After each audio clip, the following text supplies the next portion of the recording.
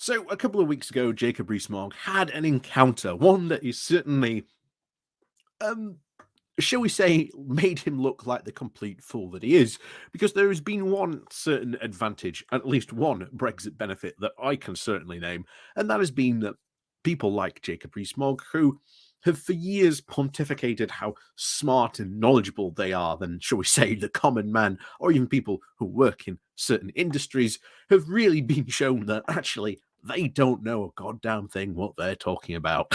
So certainly that has been one massive boost to Brexit, because if you may remember, certainly in the run up to sort of 2016, and even sort of beyond that, the post years, in a way, Mogg was sort of seen as a potential leader of the Conservative Party, and even sort of put forward. You may even remember the attempts at Mogmentum, the youth conservative version of Momentum. Um, yeah, it didn't last long, to say the least.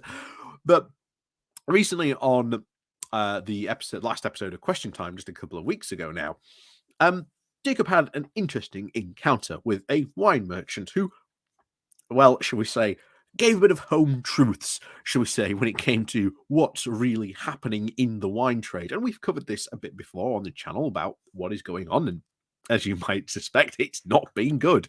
So, like I say, let's go diving into this to find a bit more about this information and about this interaction in particular, because it gets a bit more interesting the more you really start to realize the nuts and bolts of what had really been going on in this conversation. But before we do that, please remember to hit that like, share, and subscribe button. And of course, down below, there are links to my Patreon page and one of today's link called Buy Me Coffee, where you can, well, buy me coffee. And as always, thank you very much to all those people who do help and support the channel that way. And of course, on we go with today's story. So, this comes from the New European with the question of why the Question Time wine merchant who shocked Jacob Rees-Mogg was right about the Brexit damage to his industry.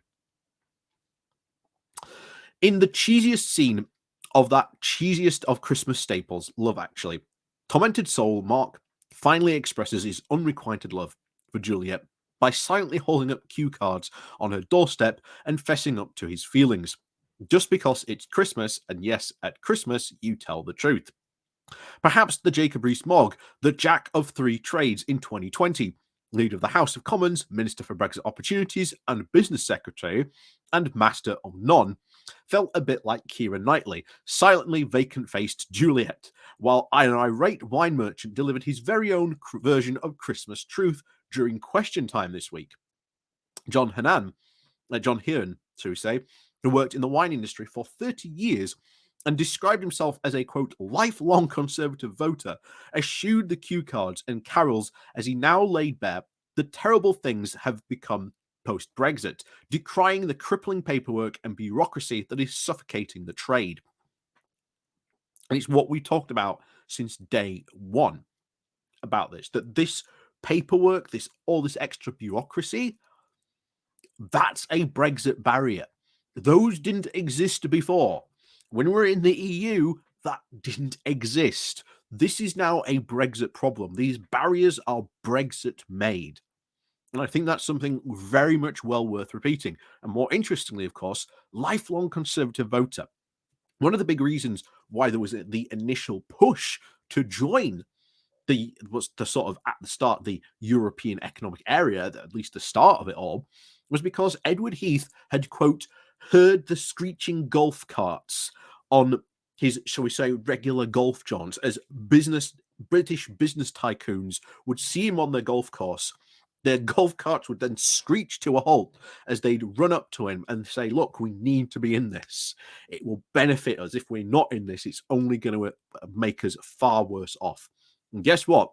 They were right back then, and they're right just now as well. And I've said this before, we need more people like that guy in that Question Time to be out there in front lines of the British industry going, this is what has happened. This is making my industry worse. This is making me employ less people, have less money to invest in my company, and it's hurting the local areas in my jobs. It's hurting the British economy as a whole. That's what certainly needs to get across. But anyway, back to it. So he continues to say, Everything has become so much more complicated. And the whole point about this whole Brexit oven ready, it's about as oven ready as a frozen turkey taken out 5 minutes before Christmas Day. It really is a joke. And I think it's high time that someone starts being honest. None of the political parties are actually talking about Brexit. This is one of the most fundamental problems we've got, he said.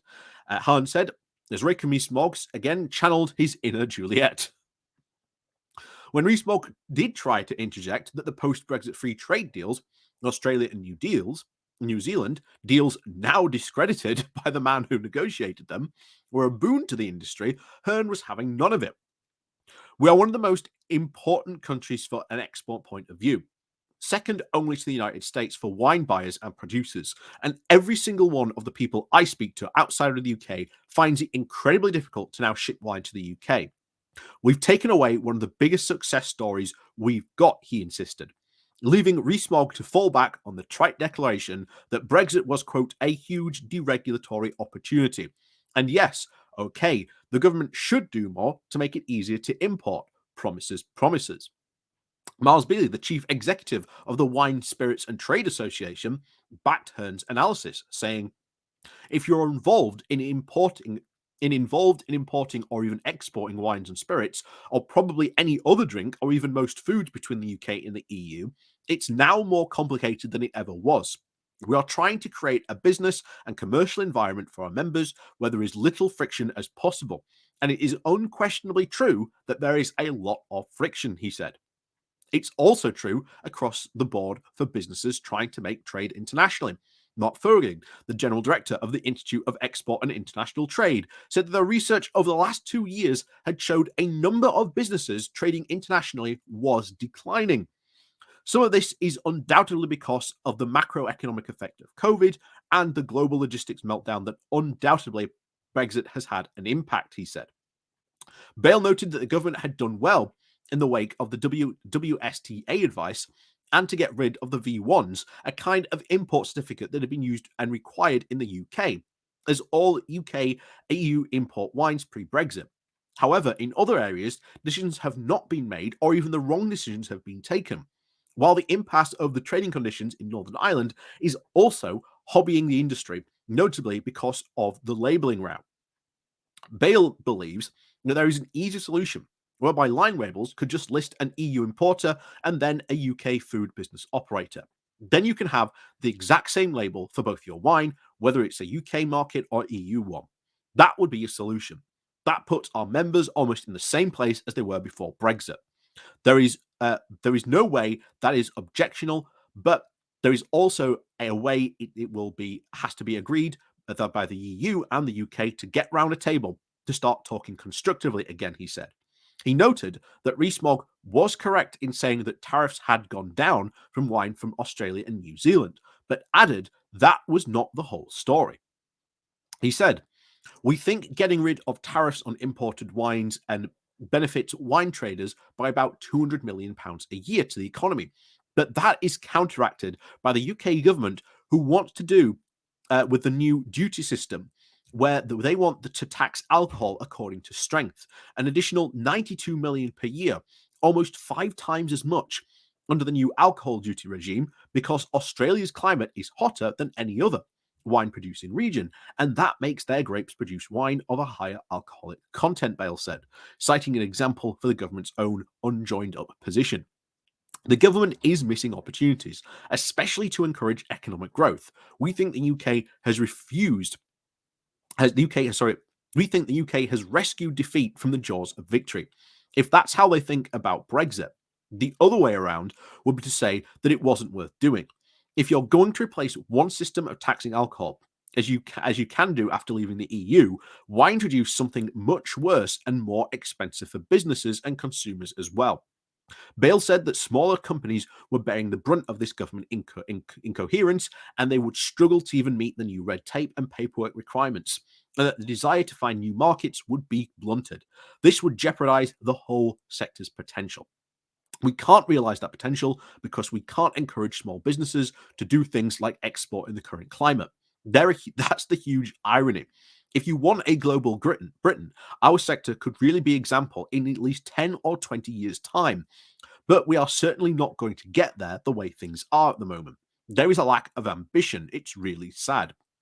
Burgoyne, whose organisation has offered at least £2 million of free training to support businesses through Brexit, or at least said the lack of clarity from the government was exacerbating the problems. The issues for business is to try and make sure that they have the skills and the knowledge to enterprise to actually comply with all these new rules and regulations. Businesses are frustrated because the new rules and regulations are being touted as just the approach to the deadline and then just gets kicked, he said. Citing the example of the webinar his institute ran to prepare wine businesses for the new labelling due to come in January of next year. They cancelled that, and by the time the businesses had invested tens of thousands of pounds for the new labelling, that is now not required, he said. Just like in Love Actually's smitten kitten Mark, Hearn was undoubtedly very aware that he was speaking without even hope or agenda, given that apparently the inability of the UK's main political forces, both the Tory and Labour, to one, admit the scale of the damage being caused by Brexit, and of course, by outside Westminster, the silence is frustrating. On Twitter, the British wine wholesaler Daniel Lambert, who moved to Montpellier in France earlier this year and set up a French company to export back to his own company in Wales because of the cost of the red tape associated with Brexit, didn't mince his words. He's saying, "This is about as clear as the wine trade can make it. It's Brexit that is destroying the UK wine industry. And bear in mind, the UK was the main international hub pre-Brexit for Prithik reply from @JacobReesMogg demonstrates just how out of touch he is. Lambert, who imports over 2 million bottles of wine every year for over 300 retailers, including supermarkets, told The Guardian last year that he was unable to import wine from the EU because of the complex HR and customs revenue services that requires companies to work out one of over 10,000 different combinations to try and describe the product that they want to import. In a detailed Twitter thread about after the Question Time broadcast, Lambert said that pre-Brexit, there was just one document to fill in this wine export, but now there are 5, which all require specialist brokers or trained people to complete. You need a dizzying array of accompanying documents, mostly from the customs services. Lambert said the government knew Brexit was killing the economy, but could do nothing but lie. So hopefully the electorate will force the change back in the right direction. Moreover, when you'll see that your wine has increased by £2 to £4 per bottle, you can thank Brexit and the government for making imports so much more worse and more difficult and more infuriating, unnecessary, and it costs the public pays, he tweeted.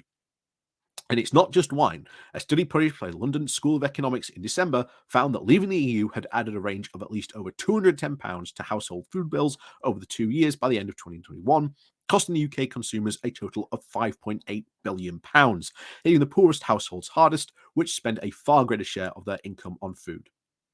Not to mention, of course, the lost interest drop in trade, slower growth caused by the decision to leave the EU. In October report from the Economic Social Research Institute, an Irish think tank said that trade from the UK to the EU was down 16% on levels anticipated had Brexit not happened. Trade from the EU to the UK fell by 20% compared to what you might have expected if Brexit had not happened. The numbers do not lie. Even if Brexiteers like Rees-Mogg can do nothing else, 20% of people now think the government is handling Brexit well, while 67% saying it's handling it badly. The truth is that even the Brexit omerta can only bury it for so long. In the end, as Hearn spoke much for the British industry when he concluded very starkly, "It was better before, Jacob. You've taken something that was working and you're making it not work." So that's it very much.